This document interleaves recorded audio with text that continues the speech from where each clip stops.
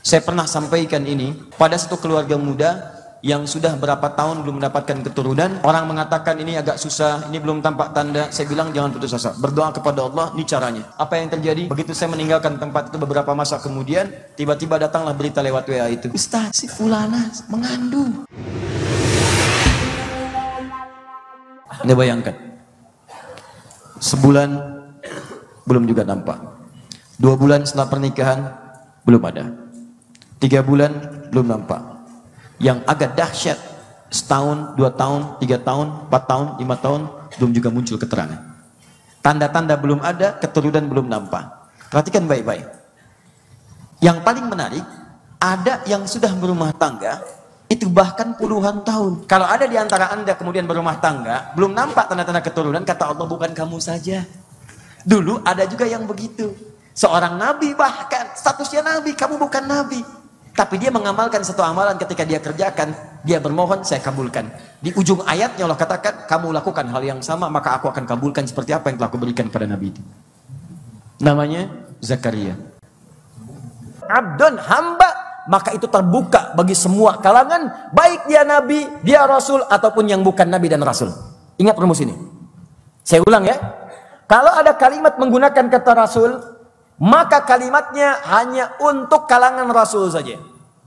Kalau kalimatnya menggunakan Nabi, maka khusus untuk kalangan Nabi saja.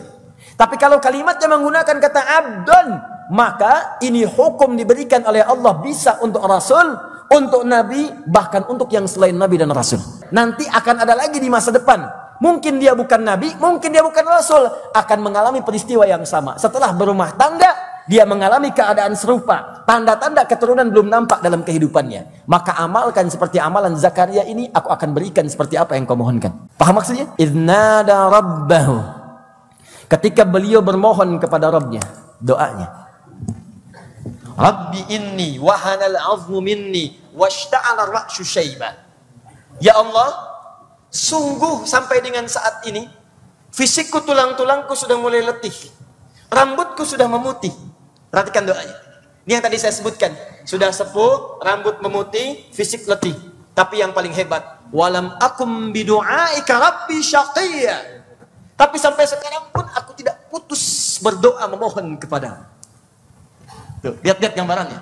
Dalam keadaan sedang masa sudah menikah, sulit mendapatkan keturunan, fase kandungan belum tiba, tapi contoh pertama, jangan putus dalam berdoa.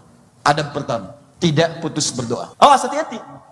Jadi kalau walaupun alhamdulillah dokter memvonis misalnya, bidan mengatakan ini mustahil, ini nggak bisa, udah itu tanda dari Allah. Tinggalkan pendapat manusia, segera bermohon kepada Allah. Jangan putus asa. Kadang-kadang ada sebagian perempuannya sudah nggak bisa, untuk apa berdoa lagi? Untuk apa ikhtiar lagi? Justru kata Quran terbalik. Semakin orang mengatakan mustahil, semakin tanda dekat dari Allah. Sudah, tinggalkan pendapat manusia, mendekat kepada Allah. Kalimat pertama, selalu jangan putus asa dalam bermohon. Tingkatkan doa, tingkatkan doa, tingkatkan doa. Nah sekarang pertanyaannya, ya Ustadz, kalau saya kemudian didorong untuk terus berdoa, bagaimana berdoanya, bagaimana kalimatnya, dan kapan saya mohonkan itu? Sekarang kita masuk kepada teknisnya. Jelas di sini? Hunalika da'a Zakaria rabbah. Qala rabbi habli min ladunka dzurriyyatan thayyibah. Innaka sami'ud du'a. Ada ayatnya? Baik, teruskan 39-nya. Awas, ini sudah teknis ya, sudah teknis. Fanadatul malaikatu wa huwa qa'imun yusalli fil mihrab annallaha yubashshiruka bi Yahya.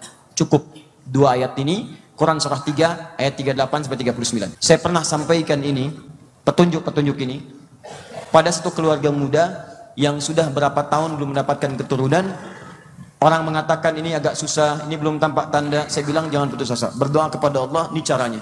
Saya turunkan ini dengan apa yang nanti kita akan bahas. Apa yang terjadi begitu saya meninggalkan tempat itu beberapa masa kemudian, tiba-tiba datanglah berita lewat WA itu, Ustaz, si fulana mengandung. Terus dia kirimkan gambaran foto dari kalimat yang disebutkan oleh Al-Quran itu. Dan sekarang kandungannya sudah masuk kepada fase-fase mulai besar, sudah 5 mau ke 6 bulan. Ya, yuk kita lihat. Hunalika da'a Zakaria rabbah.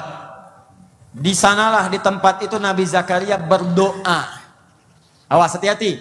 Doanya tetap disebutkan, tapi spesial. Di manakah doa itu dipanjatkan? Satu, kalimatnya hunalika, di sana. Hunalika itu di mana maksudnya? Kembalikan ke ayat 37. Ada satu tempat yang disebutkan oleh Allah dalam Al-Quran, yang jika Anda memiliki tempat itu, maka Allah akan memberikan dua hal secara cepat. Satu, Allah akan mempercepat rizkinya. Orang yang minta apapun di tempat itu terkait dengan rizki, bahkan belum minta, Allah sudah dekatkan kepadanya. Awas ya. Yang kedua adalah mengabulkan dengan cepat doa-doa yang dipanjatkan. Bahkan maaf ya, saking cepatnya, baru selesai doa, jawaban sudah muncul. Saking cepatnya. Tempat itu disebut dengan mihrab namanya.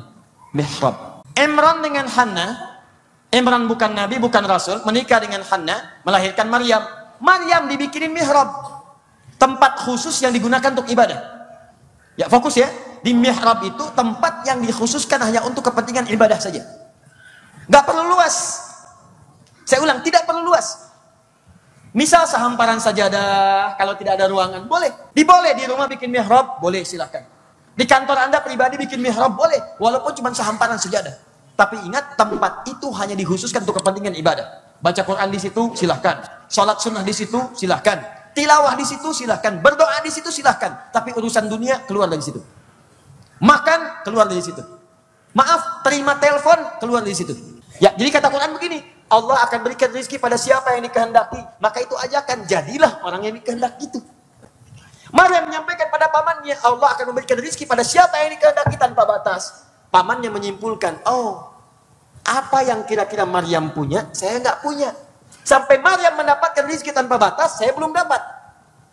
Maka pamannya melihat, berpikir apa itu? Di antaranya apa? Mihrab. Mihrab. Dan secara cepat menyimpulkan, bukankah rezeki itu bukan makanan saja? Bukankah rezeki bukan pakaian saja? Maaf, keturunan itu rezeki. Keturunan rezeki. Nanti ada beberapa ayat dalam Al-Quran ketika Allah berikan rezeki, itu bisa berupa keturunan. Nahnu narzuqukum wa iyyakum.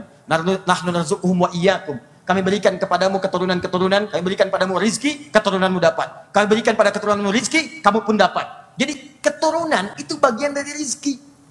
Bahkan nanti ada Allah yang Allah turunkan kepada keturunan, antum dapat. Jadi anak antum yang dapat, antum kebagian. Cucu antum yang dapat, antum kebagian. Banyak tuh sekarang. Dan keturunan itu sederhana. Keturunan itu bagian dari rizki kata Quran. Jadi kalau Anda, maaf sekali lagi, punya pernyataan-pernyataan dari luar mengatakan ini mustahil, ini nggak bisa, ini nggak mungkin punya keturunan, maka bagian pertama, jadilah seperti orang yang dikehendaki oleh Allah seperti Maryam. Apa caranya? Coba bikin mihrab. Walaupun cuma dikontrakan. Saya dulu ngontrak dan bukan aib. Kami nikmati itu. Bukan aib kontrak. Begitu Anda bentangkan itu, perhatikan apa yang terjadi. Hunalika da'a Zakaria rabbah. Di mihrab itulah Nabi Zakaria bermohon kepada Rabbnya. Di mihrab. Bikin bentangan sajadah, jadikan mihrab, di situ Anda bermohon, berdoa, beribadah kepada Allah. Apa doanya? Yuk kita mulai kalimatnya. Kata Allah, kalau pengen cepat dikabulkan, maka sertakan nama-nama Allah sesuai dengan kebutuhan Anda. Allah itu punya nama-nama terbaik yang disiapkan langsung sesuai dengan kebutuhan yang Anda sedang rasakan. Maka Allah memiliki nama-nama terbaik sesuai dengan kebutuhan Anda. Misal, Anda sedang susah, sebut namanya Ya Al-Fattah. Rizki sedang terasa sulit, sebut Ya Razzaq. Di pekerjaan ada yang mengganggu, sebut namanya Ya Al-Jabbar. Sedang belajar, besok mau ujian, minta diberikan tambahan pengetahuan, sebut namanya Ya Al-Alim. Ujian terasa berat, sebut namanya Ya Sabr. Sebut, cari nama-nama yang sesuai dengan kebutuhan Anda. Dan Allah sudah mendesain semua nama itu sesuai dengan kebutuhan kita. Nabi Zakaria divonis oleh medis, nggak mungkin punya keturunan, ini nggak bisa, Anda terbatas. Maka beliau memanggil Allah dengan namanya yang memberi tanpa batas. Nama Allah yang memberikan tanpa batas disebut dengan Wahhab namanya. Wahhab, sifat pemberi tanpa batas. Kalau kita minta cepat, minta mohon, maka ganti kalimat Wahhabnya dengan Hab. Hab. Kalau untuk pribadi ganti dengan li, habli. Kalau untuk banyak gunakan lana, Rabbana hablana. Lana. Untuk diri sendiri li. Maka beliau katakan, lihat kalimatnya. Qala rabbi habli min ladunka dzurriyyatan thayyibah. Ya Allah, kalau dalam bahasa kita, mereka mengatakan aku nggak mungkin punya keturunan. Mereka katakan aku punya keterbatasan. Mereka katakan istriku mustahil mengandung. Maka ketika mereka katakan kami terbatas, ya Allah, kami mohon dengan namamu yang memberi tanpa batas, buktikan pada mereka ya Allah bahwa engkau bisa memberi tanpa batasan. Kami mohon darimu saja, bukan dari yang lain. Innaka sami'ud du'a, engkau pasti mendengar doa kami ya Allah. Kalau pada yang maha mendengar saja belum dikabulkan, kepada siapa lagi lantas kami mesti memohon? Lihat kalimatnya. Begitu dibacakan kalimat itu di dalam mihrab tadi, dalam suasana sholat. Tahu dari mana dalam suasana sholat? Teruskan ayat 39 ini. Ya, beliau masih berdiri dalam sholatnya. Berdiri disebut qaimun, qaimun. Sedang sholat disebut yusolli. Perhatikan ayat 39-nya. Begitu selesai berdoa, langsung turun jawaban. Padahal sholatnya belum selesai, masih berdiri dalam sholatnya. Fanadatul malaikatu wa huwa qaimun, sedang berdiri. Yusolli, masih sholat fil mihrab, di mihrab. Lihat. Beliau dalam sholatnya minta, masih berdiri. Ya, saya sering katakan kepada anda teman-teman, sholat itu bukan syariat spesifik kepada umat Nabi Muhammad saja sallallahu alaihi wasallam. Nabi dan umat sebelumnya sudah sholat. Nabi Musa sholat, Quran surah 20 ayat 14. Nabi Isa sholat, Quran surah 19 ayat 31 sampai 33-nya. Ya, Nabi Zakaria sholat di Ali Imran ayat 38 39. Bahkan Nabi Ismail jauh sebelumnya sholat, Quran surah 19 ayat 55, minta keluarganya sholat. Wa kana ya'muru ahlahu bis-sholat, sholat. Dan di antara fungsi sholat buat minta kepada Allah, mohon, minta. Nabi Zakaria tunaikan sholat di mihrab, dalam sholat minta yang dahsyat. Baru selesai doa, belum selesai sholat. Kalimatnya pakai fa, harfu aqfin rabitin baina syai'aini bila hudud. Huruf penyambung di antara dua peristiwa tanpa jeda. Peristiwa pertama berdoa, peristiwa kedua datang jawaban. Antara doa dengan jawaban nggak ada jeda, baru selesai doa jawaban muncul.